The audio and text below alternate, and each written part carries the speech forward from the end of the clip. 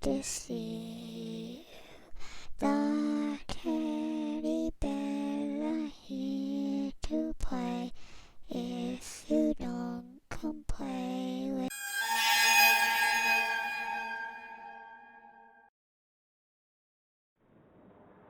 Welcome to Frightened Female. This is Crystal. I hope you all had a wonderful holiday. I did receive some more true scary stories pertaining to the Ouija board that I would like to share with you. Before I start, I was actually researching. I found out a few new things. The true meaning of the word Ouija, its origin, I always thought was all French, and I thought it meant yes, no, where oui means yes and ja means no. So I always thought it was the yes, no board and it was all French. Well, come to find out, it's actually a combination of the French word oui, which means yes, and the German ja, which means yes. So technically, Ouija means yes, yes board. And so another interesting fact, and this is per Wikipedia, it says, based on the Ouija board's history, it says one of the first mentions of the automatic writing method used in the Ouija board is found in China around 1100 AD in historical documents of the Song dynasty. The method was known as Fuji, which meant planchet writing. And so I read that, and I don't know if you saw my previous video where I talked about the suicide forest in Japan at the base of Mount Fuji.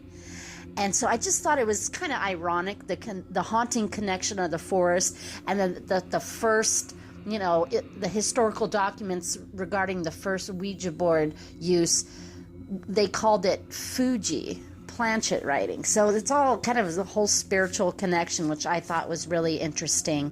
This first story was submitted to me by Heather. Heather, thank you so much for sharing. Now, we all desperately want to communicate or contact with the deceased loved ones, but it's a matter of knowing the right way to go about it and the wrong way. So with that, let's begin.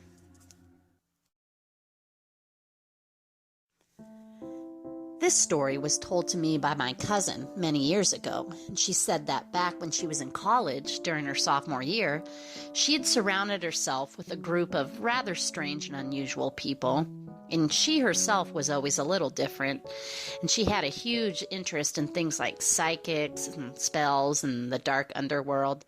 She wasn't a total outsider, but she fit in with this gothic crowd of kids very well. They all wore black and would often hold gatherings in each other's dorm rooms, even though she had her own apartment. And they talked about spiritual energy or whatever. Unfortunately, that same year, she suddenly lost her boyfriend to a tragic, fatal car accident. He was hit head-on and wasn't wearing a seatbelt.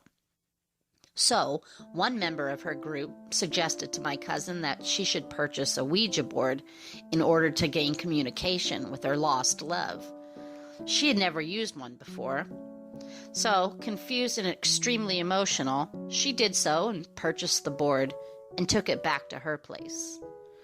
One night, she said her emotions were weighing very heavy as she was missing her boyfriend very much. She decided to take out the board on her kitchen table and attempt to contact his spirit. She said that when she lit a few candles and meditated, while asking the typical summoning questions, "Honey, are you there? Are you still with me?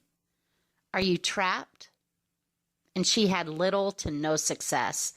She told me it moved a bit, but nothing to fully answer her questions.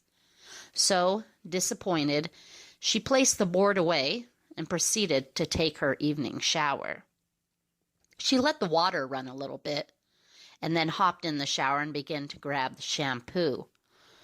When all of a sudden, out of the corner of her eye, she saw a shadow enter the bathroom as it cascaded over the curtain. She remembered giving out a short scream, and she plastered her body against the back wall of the shower.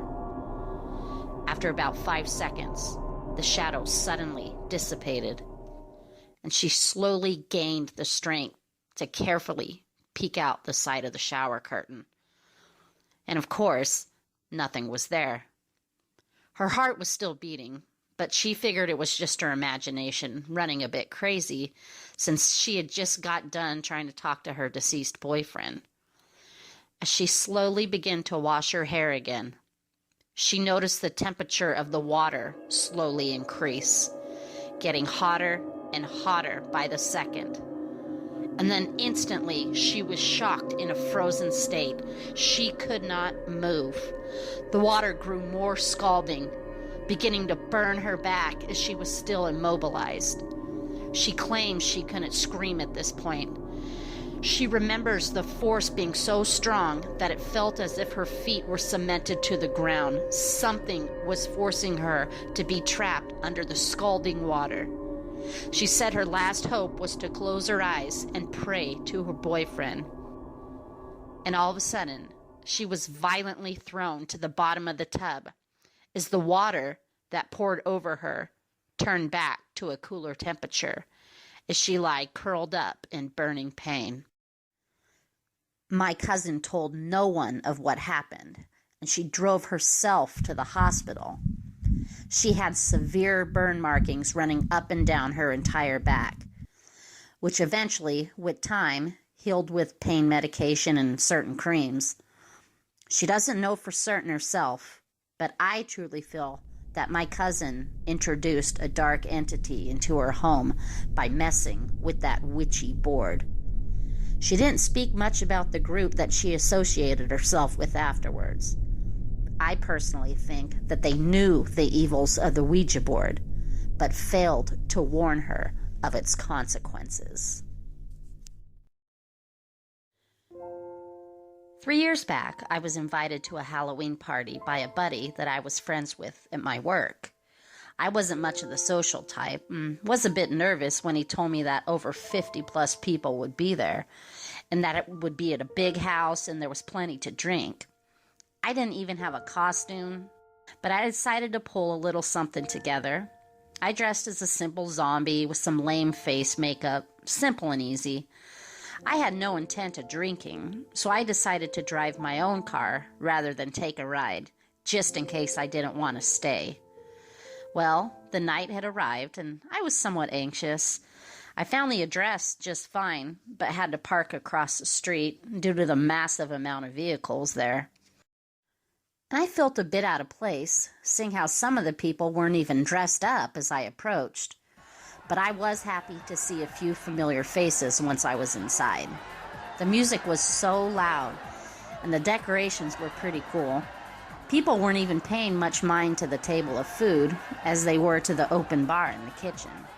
I chose not to partake, but enjoyed the wackiness of those around me. My friend eventually leaned up to me and said that some of the girls in the backyard wanted to play with a Ouija board that one of them had brought over. I was a bit hesitant, didn't know much about it, but I said why the hell not? Thought it was all stupid fun anyways. So I went out back with him, and behind a shed was a small congregation that had already taken place. The girls giggled as we approached. "Sit down, let's try to talk to a ghost," they laughed. And it was obvious they had had a few drinks. We all circled the board and sat lamely in the grass. There were about 6 of us. One of the girls laughed and finally asked what spirits are out there. The pointer started moving, surprisingly. We all grew a little spooked. "Who are you?" she said. The pointer slowly spelt out the name. Harvey. Harvey. Of course, the girls squealed and pulled their hands back. 2 of them got up and said, not doing this anymore, and ran back inside. That was freaky, I remember saying. It was all I needed to not touch the thing anymore. So all night we watched people come and go. It was a pretty crowded scene, and why the neighbors hadn't called the cops was beyond me. One guest, in particular, walked into the room. wearing a white mask costume. He was insanely tall. Amongst the rest of us, he wasn't really engaging with anyone. "Who is that guy?" my friend said. Nobody knew because he never took off his mask. He just stuck out big time. We did see him go over to a small crowd on the back porch and talk to one girl in particular. Strangely, after a moment, he turned around in our direction and slightly pointed to me. "Why the hell is that guy pointing at me?" I said. And just like that, he walked away and left the house party. My friend nudged me. "Hey, let's go over to that girl and see what he said." So we walked over and approached her. And I said, "Hey, what did that guy in the white mask just say to you?" "I don't know," she replied. "I'm not sure. It was difficult to hear him with all the noise. All I could make out was that he was looking for the people that called him to the party. And he said his name was Harvey." "Harvey? You've got to be kidding me." We stared at each other in shock.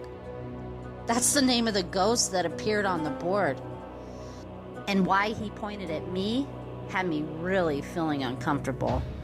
"Okay, I think I've had enough of this Halloween crap," I said, making sure my keys were still in my pocket. "Hey man, I'll walk you out to your car, just in case that freak is hiding in a bush or something." So we made it to my vehicle. All looked fine. I told my buddy that I'd see him at work on Monday, and then I was off. I kept thinking about why that guy pointed at me. So the roads were pretty empty this night, which is why I thought it so ridiculous to have to stop at a red light. As I sat there and twiddled my fingers on my steering wheel, waiting for it to turn green, I looked up, and in my rearview mirror, there, standing in the middle of the road, facing my car, was the man in the white mask and the black costume.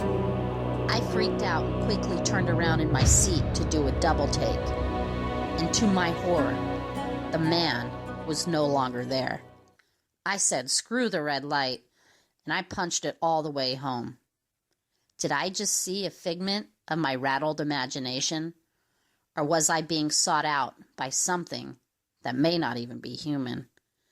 Thank goodness nothing happened after that night, but one thing for certain is that I'll never mess around with a stupid Ouija board ever again.